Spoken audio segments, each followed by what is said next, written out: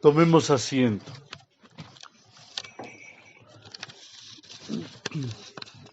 Muy queridos hermanos, hemos llegado en medio de estos domingos después de Pentecostés, este sería el quinto domingo, a la fiesta de los santos apóstoles Pedro y Pablo. Para esta fiesta la Iglesia Ortodoxa ya se ha preparado con un largo ayuno, un ayuno que es, por cierto, históricamente el primero de todos los ayunos que la Iglesia mandó.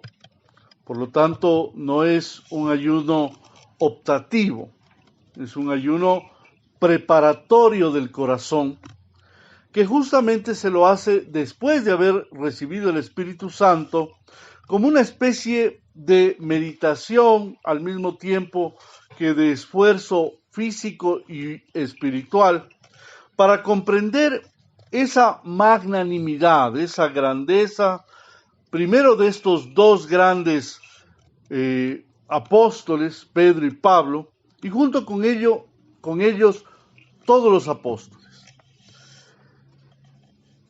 Y vamos a tomar justamente el Evangelio de hoy, que perfectamente nos ayuda a comprender, que está tomado de San Mateo, pero que también en los libros de los Evangelios, el Evangelio según San Marcos, también relata el suceso por igual, solo que en lugar de que sean dos endemoniados, es uno solo. Y en el Evangelio se nos comenta que el Señor va a la región de los Gadarenos, no probablemente porque vaya buscando a alguien. Parecería que más bien Él esperaba que, siendo una región de gentiles, es decir, de no creyentes, de personas que no eran judías practicantes, iba a encontrar un poco de solaz, un poco de tranquilidad, un poco de tiempo, probablemente para explicar incluso mejor algunas cosas a sus discípulos y a sus apóstoles. Sin embargo, él cruza con la barca y en cuanto la barca está llegando a puerto, podríamos decir, le sale al encuentro estos endemoniados que vivían, dice, entre sepulcros. Sin embargo, ellos ya estaban alterados sabiendo que venía, puesto que estos espíritus negativos, estos demonios que los poseían, dice claramente que sentían que se les acababa su reinado. Y dice que estos hombres se pusieron a gritar: no te metas con nosotros, Hijo de Dios. Ellos declaran aquello que nadie, con la razón plena, con la inteligencia y con la humanidad normal, nadie había dicho que Jesús era Hijo de Dios, no lo reconocían. Sin embargo, estos demonios, por boca de estas personas poseídas, dicen: no te metas con nosotros, Hijo de Dios, has venido aquí para atormentarnos antes de tiempo. Es decir, los demonios ya sabían que su reino debe terminar. Ya sabían. Sin embargo, ellos no quieren perder ese reinado de maldad.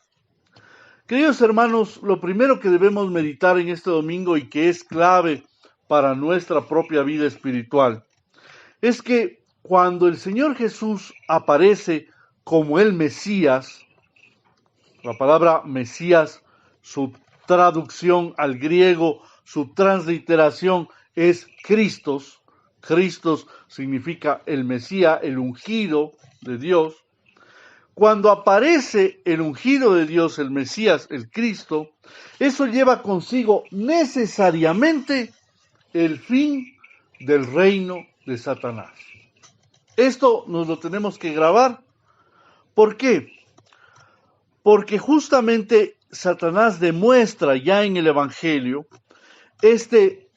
rechazarle, no querer aceptar, resistirse Y no es solamente en este pasaje del Evangelio, en muchas partes del Evangelio se ve cómo actúa el demonio y cómo se opone al poder redentor de Cristo. La palabra redentor significa, viene del latín redimere, que es sacar a la persona de una postración, de un estado que no es el estado para el cual Dios lo había hecho, lo había puesto, lo había dejado. Así pues, toda la vida del Señor y todos los milagros del Señor son redentores, porque cuando curaba a un leproso, cuando curaba a un ciego, cuando devolvía la vida a un muerto, no era lo que Dios Padre quería. ¿Qué debemos nosotros aprender de todo esto que se nos dice en el Evangelio en una cantidad de lugares? Que la voluntad del Padre es enviar al Hijo para que el Hijo saque de la postración del pecado al mundo entero. El mundo entero está por su propia voluntad vendido a Satanás. Por eso el Señor Jesús en varias partes del Evangelio también repite, el príncipe de este mundo. ¿Quién es el príncipe de este mundo? El diablo. Pero ustedes me dirán, ¿cómo es posible, Vladica, que Dios, que creó este mundo tan hermoso, las rosas, las flores, los pájaros, las montañas, el viento, el mar, tantas cosas tan hermosas, y el mismo ser humano, que es una joya de la creación, lleno de una cantidad de cosas más evolucionadas que la más evolucionada computadora, porque funciona hermosamente su sistema circulatorio, su sistema nervioso, su sistema hormonal. ¿Por qué? Siendo Dios el creador, entrega toda esta obra a manos del demonio. Y aquí justamente viene el secreto que todos debemos comprender. Dios no lo ha entregado al demonio, jamás, sino que el demonio, habiendo sido originalmente bueno, se rebeló contra Dios. Y rebelándose contra Dios, odia lo que Dios haya hecho de bueno. Por lo tanto, este mundo ha sido ganado porque nosotros, que fuimos dejados desde el inicio de la creación en la administración de este mundo, nosotros hemos dado cabida al diablo. Perdonen que ponga este ejemplo quizás demasiado mundano, demasiado actual o demasiado, yo diría, que nos va a causar escozor a todos. Pero todos estamos reclamando y todos estamos espantados y todos estamos dolidos con la corrupción del país. Y no solo de este país, de todos los países. Y no solo en este momento, en todo momento.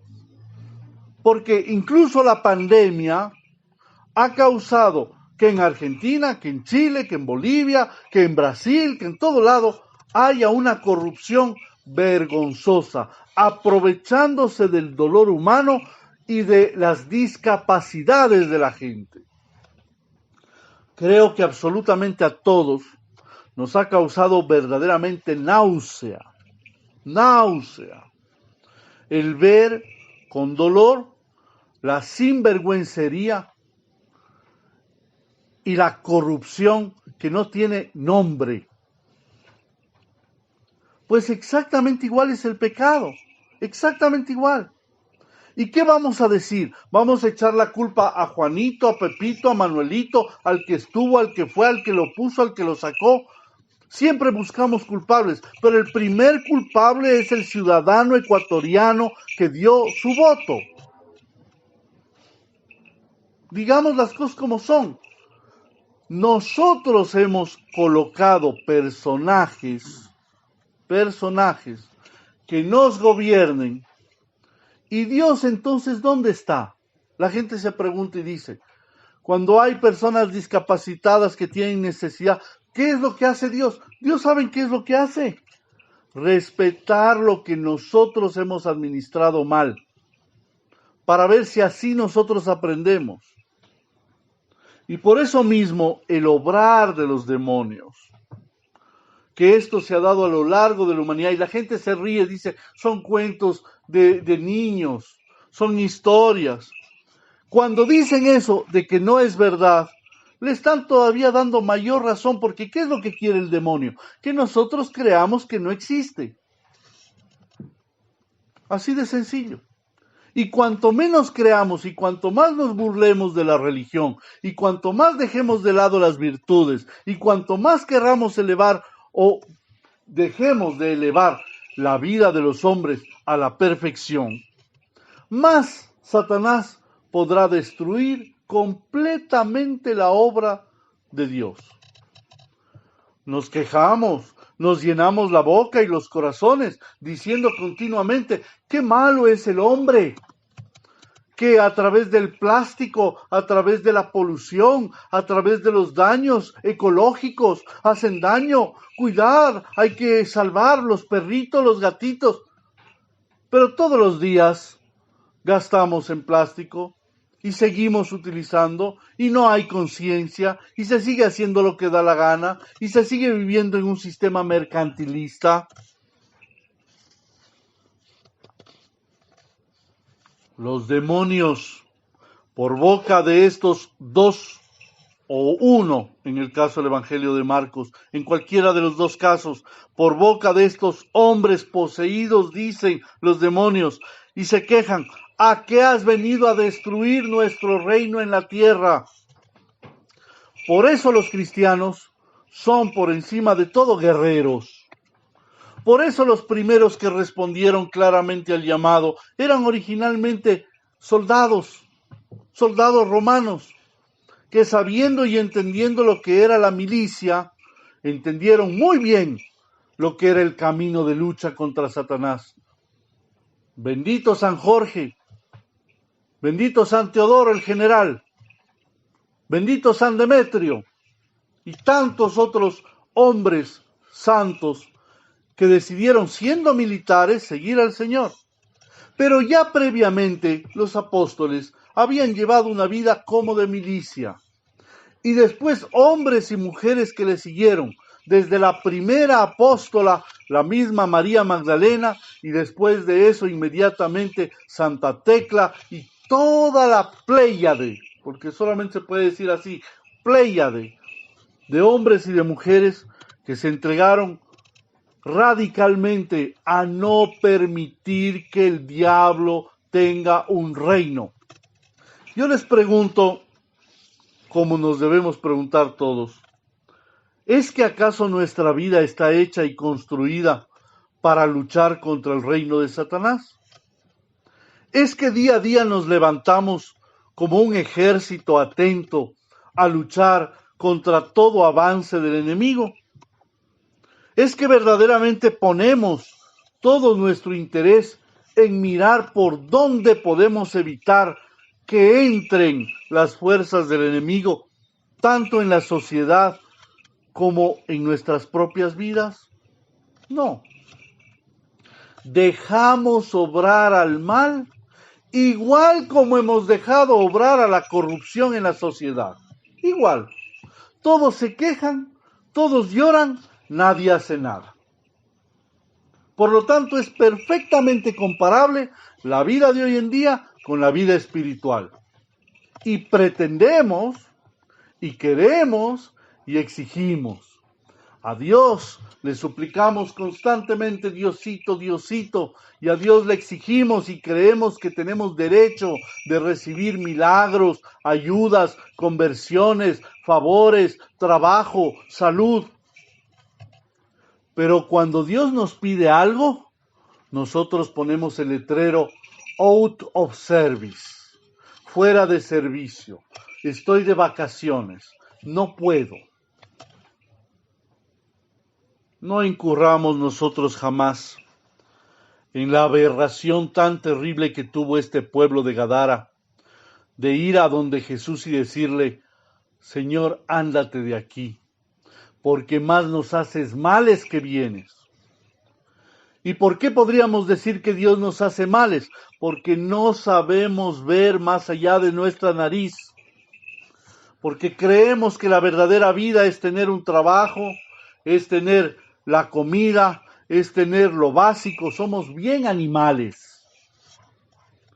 Y nos quedamos con cosas muy pequeñitas, muy básicas, y no trascendemos.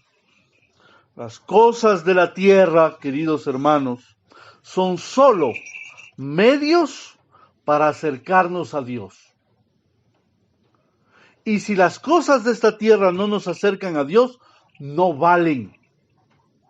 Si tú tienes un carro, si tú tienes una casa, si tú tienes un computador, si tú tienes lo que fuera, y eso no te sirve para acercarte a Dios, no vale. Incluso un título, incluso un apellido, incluso lo que fuera en esta vida de prebendas o de cosas especiales, es preferible. Óiganme bien, es preferible no tenerlo porque vamos a ser juzgados por todo lo que hemos tenido y no hemos usado bien. Los primeros cristianos, muchos hombres y mujeres a lo largo de los siglos, prefirieron morir en el martirio, martiría del griego testimonio, dando testimonio, antes que perder a Cristo. Prefirieron perder su nación, ser parte de un pueblo, tener derechos ciudadanos.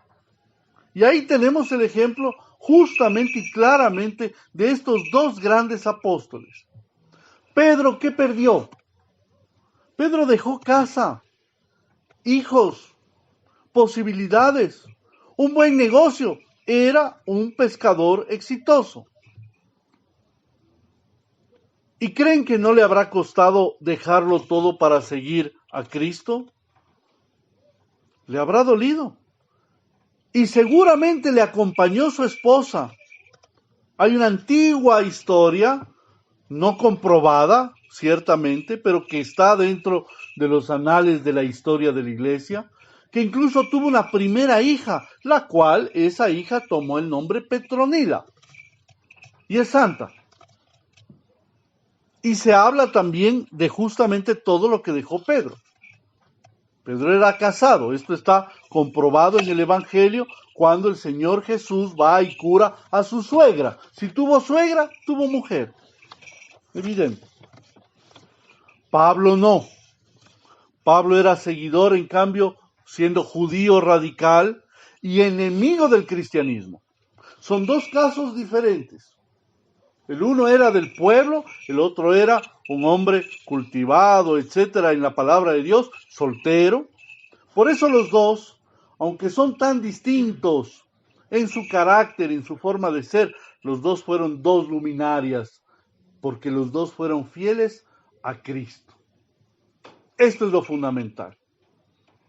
Y Pablo, que sería después perseguido por los propios judíos, porque él fue perseguidor de los cristianos, y de hecho sabemos que en esa persecución dio muerte a muchísimos cristianos. Sin embargo, él se convertiría, ¿por qué? Porque el mismo Cristo se le aparecería. Al uno, viviendo con él y acompañándole muchos años el Señor Jesús, por lo menos 3, ¿no? Y sabemos que el Señor Jesús terminó justamente advirtiéndole: antes de que el gallo cante 3 veces, tú me habrás negado. Sin embargo, sabiendo, conociendo, le negó. Y cuenta la sagrada tradición de la Iglesia que lloró amargamente por muchos años esa traición, pidiéndole al Señor que le perdone. E igualmente Pablo, en cambio, habiendo sido perseguidor de los cristianos, convierte su corazón en seguidor de Cristo y tiene que abandonar nación y pierde los derechos de ciudadano romano. El único derecho que le dieron a él, siendo ciudadano romano, fue de morir a espada, para que sea más rápida la muerte, tal como se cuenta en aquel lugar en las afueras de Roma, el lugar de Tres Fontanes o de Tres Fuentes, donde se dice que cortaron la cabeza de Pablo y cayó en 3 lugares, y en cada lugar donde cayó creció o nació una fuente de agua. Eso se conserva hasta hoy y se puede visitar hasta hoy. Hoy en día, queridos hermanos, la prisión, los campos de concentración o de trabajos forzados, la expulsión de la propia patria, ya no se ve en razón del cristianismo. Pero hay otra forma muy sutil y muy malvada de perseguir a los cristianos, que es esa burla continua de la sociedad de todo lo que sea religioso, de todo. ¿Cuánto me duele mirar? Lo vi hace 2 o 3 días en el internet, que salió un sacerdote común y corriente católico romano acariciando un gato. Y claro, todo el mundo reproduce la foto, qué bonito, acariciando el gato. ¿Cuáles son los comentarios de la mayoría de la gente? Qué bueno que no es un niño. Todos estos depravados, que mejor ni toquen el gato. ¿Qué le harán al gato también? Cosas vergonzosas. Cuando sabemos, y con esto yo no estoy defendiendo las cosas horribles que han pasado ciertamente en la Iglesia de Occidente, pero también sabemos muy bien que la gran mayoría de casos de violación y de situaciones de pedofilia no vienen solo de sacerdotes, sino de familiares, de gente muy cercana. Pero ¿qué es lo fundamental? ¿Qué es lo primero? Hagamos daño a la imagen del sacerdote. Y oía con vergüenza anoche a un actor de humor aquí en el Ecuador, que le preguntaban sobre historia de aquí ecuatoriana, y que verdaderamente me asombró que sepa y que conozca de cosas de historia, porque realmente no parecía que sea una persona cultivada en algo más que solamente la simple actuación burlesca.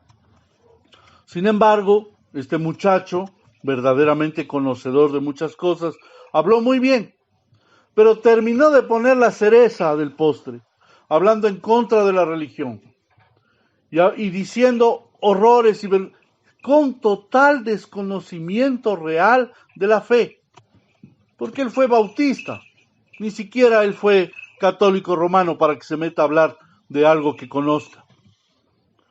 Y me apena no porque no sea verdad, sí es verdad, han habido muchas cosas vergonzosas en la iglesia, pero así como han habido 1, 2 o 6, han habido a lo largo de la historia de la iglesia miles de personas, hombres y mujeres, casados y solteros, que han dado su vida a ejemplo de los santos apóstoles.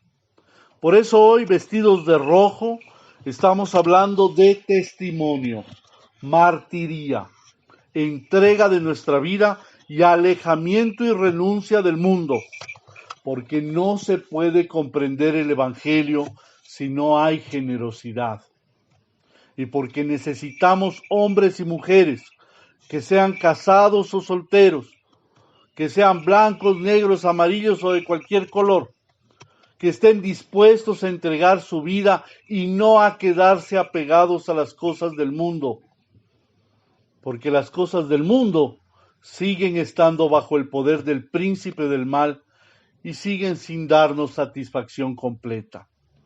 Solo las cosas de Dios calman el alma, llenan el espíritu y bendicen con el verdadero amor el corazón. Pidamos a la Santa Madre de Dios, la siempre Virgen María, que fue primera de los apóstoles, porque ella, siendo la Madre de Cristo, fue el primer testimonio de la verdad. Y pidámosle a ella que ella también ilumine las mentes de los verdaderos cristianos, de los cristianos ortodoxos, y que sepamos siempre seguir la verdad en el nombre del Padre, y del Hijo, y del Espíritu Santo, ahora y siempre, y por los siglos de los siglos. Amén.